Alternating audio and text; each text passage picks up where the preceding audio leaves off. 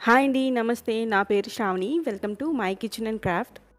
ఈరోజు వీడియోలో కారపు బూందీని ఎలా తయారు చేసుకోవాలో చూపించబోతున్నానండి. అందుకన్నా ముందు ఇంతవరకు మీరు నా ఛానల్ని సబ్స్క్రైబ్ చేసుకోకపోతే దయచేసి నా ఛానల్ని సబ్స్క్రైబ్ చేసుకోండి. ముందుగా ఒక మిక్సింగ్ బౌల్ తీసుకొని ఇందులోకి 2 కప్పులు శనగపిండి, అరకప్పు బియ్యం పిండి వేసుకొని కొంచెం కొంచెంగా నీళ్లు పోసుకుంటూ బాగా కలుపుకోండి. గడ్డలు ఉండలు కట్టకుండా బాగా స్మూత్గా కలుపుకోండి.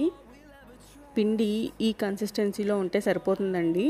సింపుల్గా చెప్పాలంటే మనం దోశలు వేసుకుంటాం చూడండి, ఆ కన్సిస్టెన్సీలో ఉంటే సరిపోతుంది పిండి.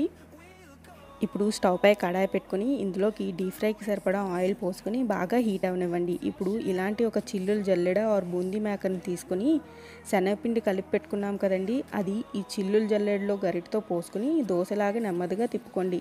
ఒకేసారి ఎక్కువ వేయొద్దు. ఇలా కొంచెం కొంచెంగా వేసుకుంటూ బాగా ఫ్రై చేసుకోండి.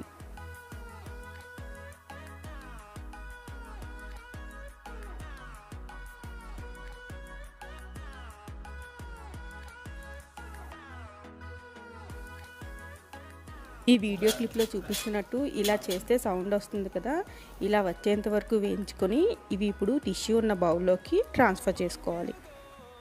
ఇలాగా మనం కలిపి పెట్టుకున్న శనగపిండి అంతా బూందీలాగా వేయించుకున్న తర్వాత లాస్ట్లో 1 కప్పు వేరుశనగగుళ్ళు వేసుకొని బాగా వేయించుకోండి.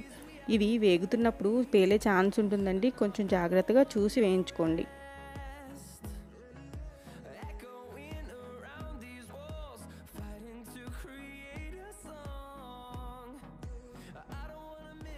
ఇప్పుడు పల్లీలన్నీ బాగా వేగిపోయిన తర్వాత ఇవి తీసుకొని మనం బూందీ వేసుకున్న బౌల్లోకి ట్రాన్స్ఫర్ చేసుకోండి. ఇలా వేయించి పెట్టుకున్న పల్లీల్ని బూందీని ఒక పెద్ద మిక్సింగ్ బౌల్లో వేసుకుని 1 స్పూన్ కారం, 1 స్పూన్ ఉప్పు, 1/2 టీ స్పూన్ జీలకర్ర పొడి వేసుకుని బాగా కలుపుకోండి. జీలకర్ర పొడి మంచి అరోమాని ఇస్తుంది, అస్సలు మిస్ చేయొద్దు, తప్పకుండా వేసుకోండి.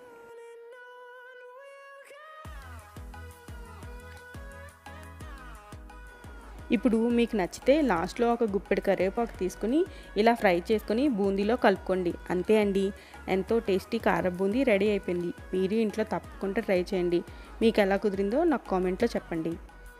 అండ్ అలాగే ఈ వీడియో నచ్చితే లైక్ చేయండి అండ్ నా ఛానల్ని సబ్స్క్రైబ్ కూడా చేసుకోండి. Thanks for watching.